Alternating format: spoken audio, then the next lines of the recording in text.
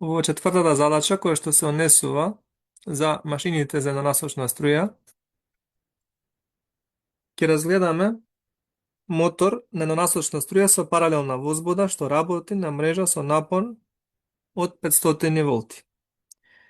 Моторот работи во празенот, а зема струја на празенот од 10 ампери, значи вредноста на струјата изнесува 10 ампери, при што се врти со брзина 1000 вртежи во минута.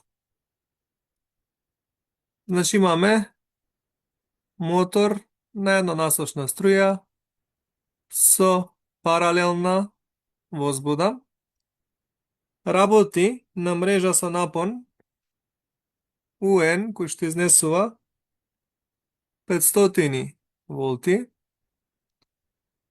и во празенот зема од мрежата струја чија што вредност изнесува, значи и 0, 10 ампери. Струјата е еднаква на 10 ампери. При што се врти со брзина на вртење N0, како што мора да забележиме, и струјата и брзината на празенот се означуваат со индексот 0. 0 означува дека моторот е неоптоварен, односно работи во празен од. N0 изнесува 1000 вртежи во минута.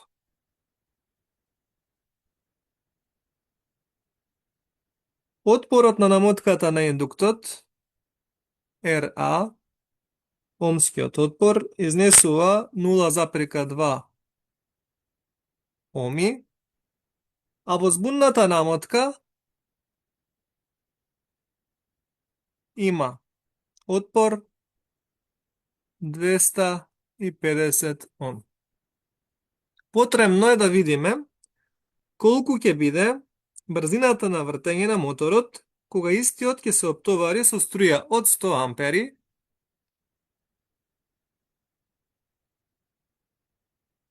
Значи сега моторот ќе ми биде оптоварен и веднаш струјата гледам дека е поголема. Зошто?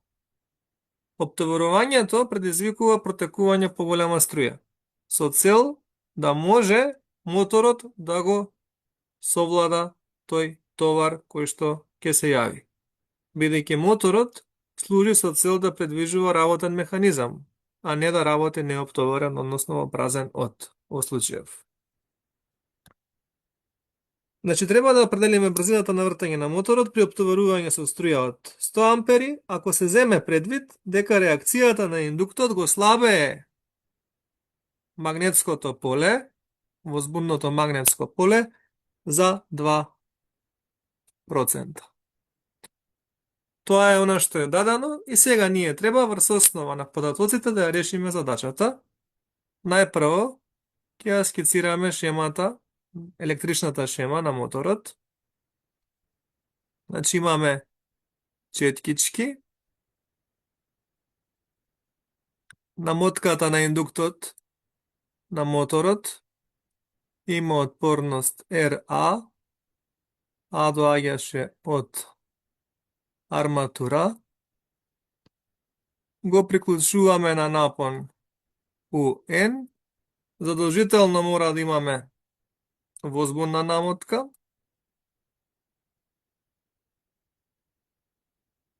и затоа што е паралелна возбуда, таа возбудна намотка треба да биде паралелно приклучена, значи да биде приклучена паралелно на намотката на индуктот на истиот напон.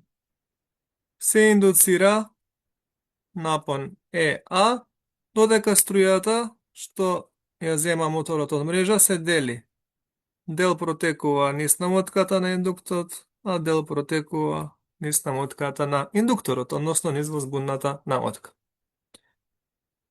Сега треба да видиме што е тоа што е дадено и врз основа на тие податоци да ги добиеме големините кои што се бараат.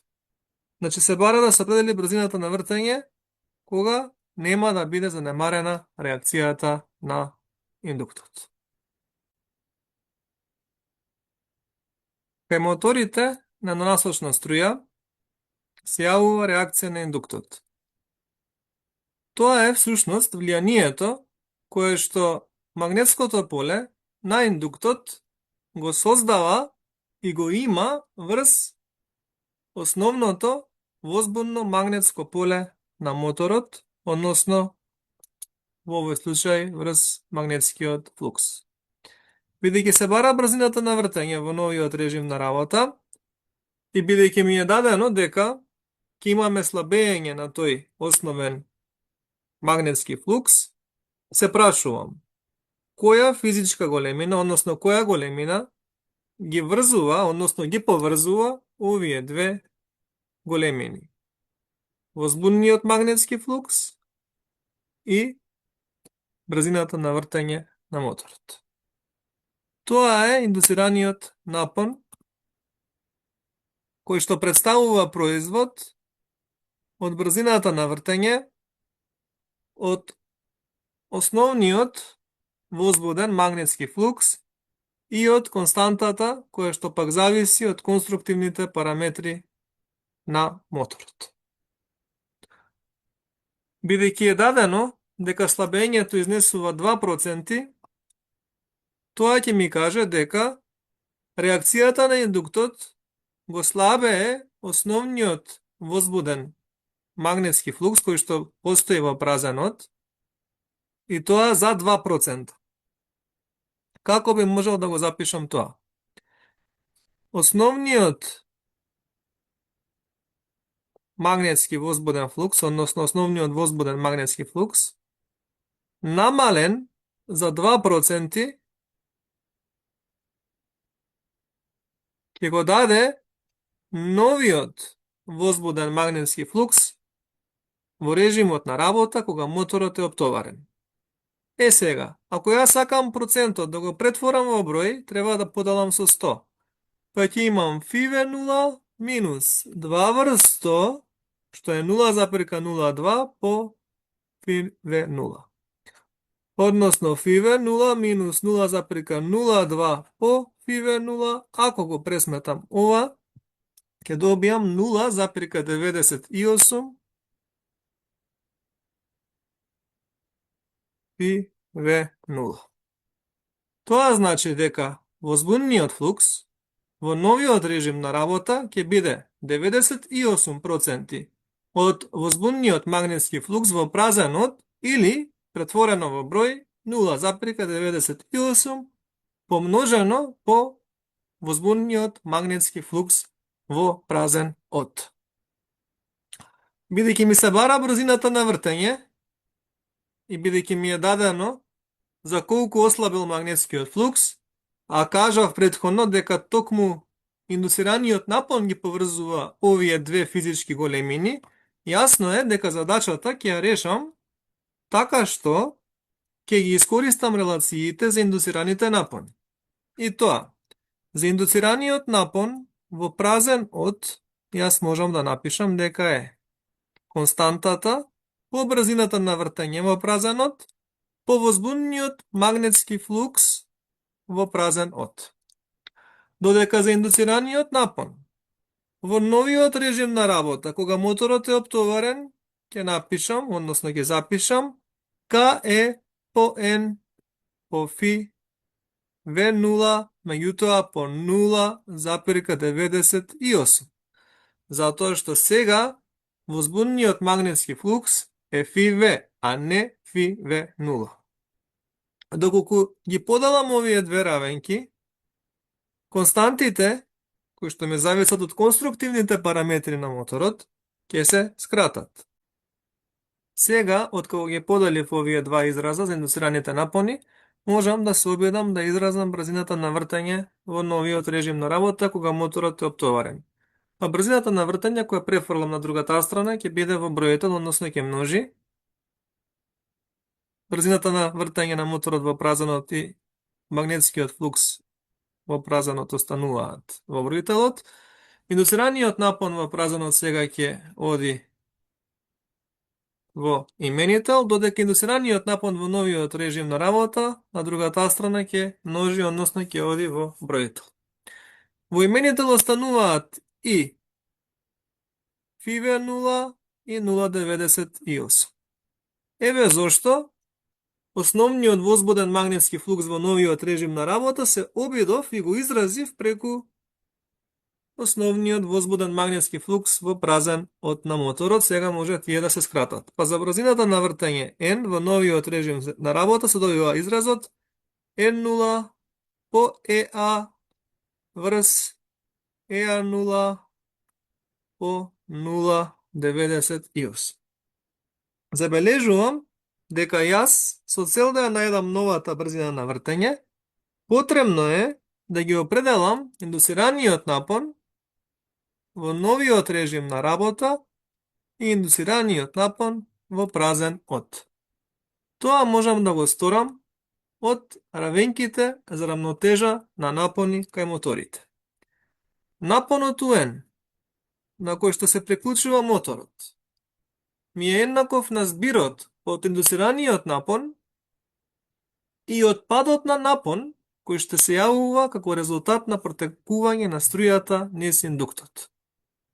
Тоа е всушност падот на напон кој што се јавува на намотката на индуктот. Значи UN ќе ми биде EA плюс ERA по IA. Сега, за во режим на празенот, струјата ќе биде IA0, тоа ќе биде струјата низ индуктот во празенот, додека во режим на работа, кога моторот е оптоварен, тогаш струјата ќе има вредност која што нема да биде I0, туку ќе ја најдеме преку струјата која што моторот ја зема од мрежа во овој случај. Ајде сега да ја напишеме равенката за рамнотежа на напони и да продолжиме. Значи, мене ми треба и индуцираниот напон во празенот и индуцираниот напон во новиот режим на работа. Индуцираниот напон во празенот ќе го најдеме од равенката дека напонот на кој што е приклучен моторот, дел од него оди да се индуцира напон во празенот, а дел од него да се совлада падот на напон на намотката на индуктот како резултат на тоа што низ неа протекува струја на празен од. Иако таа струја во случајов е многу помала отколку кога моторот е оптоварен. И тоа е многу логично. Сега нам ни треба струјата на празенот низ индуктот. Можам да забележам дека струјата што моторот ја зема од мрежа се дели. Дел од неа протекува низ индуктот, а дел од неа низ индукторот. Струјата што протекува низ индукторот, тоа е IV. Неа ќе ја најдеме така што го имаме напонот UN, на кој што е приклучена таа намотка на индукторот, и ја имаме омската отпорност на возбудната намотка која што изнесува 250 оми. 500 врз 250, 2 ампера е возбудната струја. Возбудната струја не се менува. Таа има еднаква вредност, бидејќи се определува со напонот на намотката на индукторот, односно напонот на возбудната намотка и со отпорноста на истото. Значи има еднаква вредност и кога моторот е оптоварен и кога моторот не е оптоварен. Меѓутоа, бидејќи знам дека I е IA плюс IV, тоа ќе ми значи дека I0 е IA0 плюс IV. Значи струјата што моторот ја зема од мрежа во празенот ќе биде IA0 плюс IV0. Односно, струјата IA0 ќе биде еднаква на I0 минус IV0. Односно, струјата I0 во празенот е дадено дека е 10 ампери минус струјата што ја пресметавме возбудна дека е 2 ампери, 10 минус 2, 8 ампера ќе биде струјата низ индуктот во празенот. Меѓутоа ИВ0 е всушност ИВ, струјата која што протекува низ возбудната намотка, кажавме дека не се менува. Конечно, индуцираниот напон ЕА0 во празенот ќе биде напонот на кој што е приклучен моторот намален за падот на напон како резултат на протекување на струјата на празенот низ намотката на индуктот. Односно, 500 волти минус отпорот на намотката на индуктот 0,2 помножено со струјата низ индуктот на празен од. Односно, тоа ќе биде еднакво на 498,4 волти, затоа што индуцираниот напон се мери во волти. Со тоа, една непозната од оваа равенка веќе имам. Ми останува уште една непозната. Индуцираниот напон ЕА ќе го најдам на истиот начин, меѓутоа, од режимот на работа кога моторот е оптоварен. Така што сега имам струја ИА. Струјата ИА ќе ја најдам како разлика од струјата што моторот ја зема и возбудната струја. А кажавме дека возбудната струја ќе има еднаква вредност како и во празенот, бидејќи незината вредност зависи од напонот на кој што е приклучена возбудната намотка, а напонот е ист, и од отпорноста на истата. Значи ИВ еднакво на ИВ0. Струјата сега е 100 ампери минус возбудната струја која што е 2 ампери, 98 ампери е струјата која што протекува низ намотката на индуктот кога моторот е оптоварен. Замислете колку поголема вредност.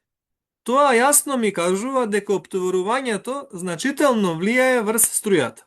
Затоа моторот не е добро да се оптоварува и да се преоптоварува, бидејќи струјата може да ја оштети намотката како резултат на големата вредност што би протекла во случај кога моторот е преоптоварен.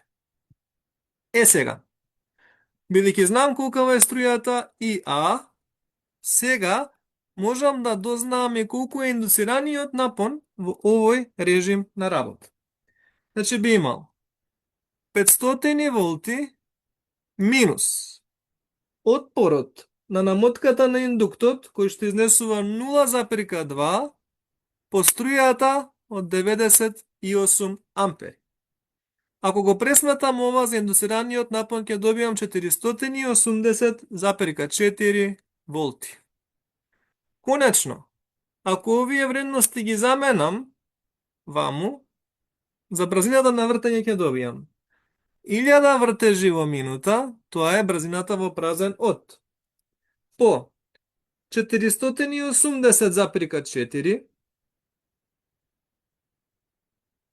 тоа е индуцираниот напон во новиот режим на работа. Врз 498,4, тоа е индуцираниот напон во празен од, и по 0,98. Ако се пресмета ова со дигитрон или со калкулатор, се добива 983,56 вртежи во минута. Дали оваа вредност е логична? Да, логична е, затоа што моторот е оптоварен. Кога е празенот, на моторот не му е толку многу тешко и од тие причини неговата брзина на вртење е поголема, односно може да кажеме дека полесно работи и се врти. Сега, под Б да разгледаме случај кога е занемарена реакцијата на индуктот. Значи, што ќе се случи, односно што ќе се случи, ако реакцијата на индуктот е занемарена? Тогаш индуцираните напони како би се пресметале кога моторот е оптоварен и кога моторот не е оптоварен. К е по N по Ф. Меѓутоа, флуксот, основниот возбуден магнетски флукс, ќе биде еднаков како флуксот во празенот. Тоа е сега главната разлика. Значи, немаме намалување на флуксот. Ако ги поделам сега овие две релации, освен што ги ми се скрати константата, ќе ми се скрати и основниот возбуден магнетски флукс. Па од тука, за брзината на вртење N ќе се добие NA врз EA0 помножено со N0.